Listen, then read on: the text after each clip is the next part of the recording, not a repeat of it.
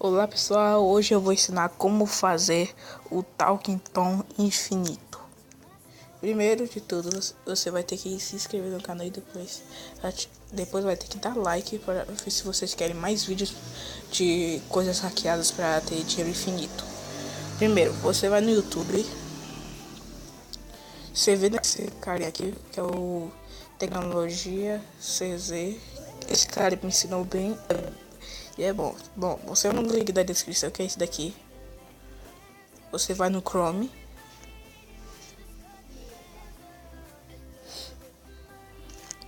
Deixa eu cair aqui um pouquinho.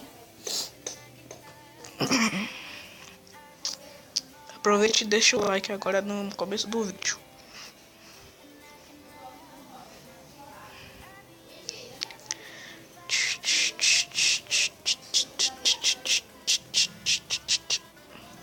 Pronto. Agora é só você habilitar a tua tela, vir em Download Now, peraí. Download Now, peraí.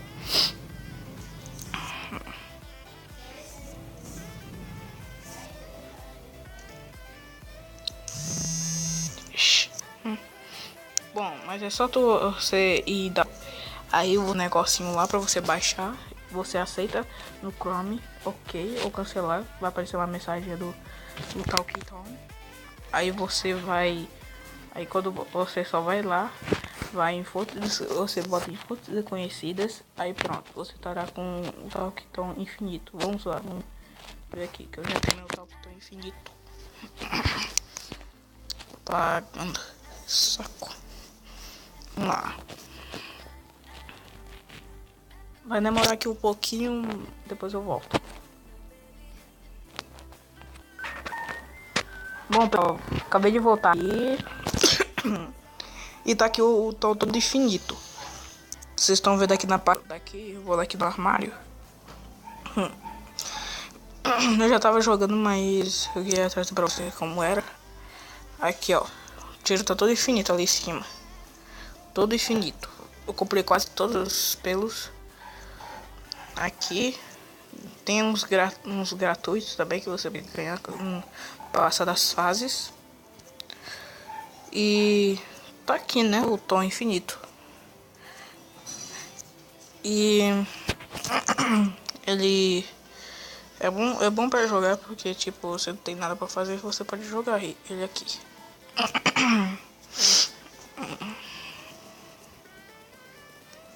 Aí você pode aqui eu já fiz mais moderação na casa. Tipo, eu já fiz moderação no banheiro, no quarto, na cozinha, na sala de estar.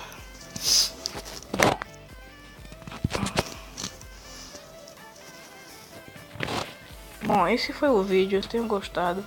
Se não gostaram, deixa o like, se inscreva no canal se vocês não forem inscritos. E até. E até falou.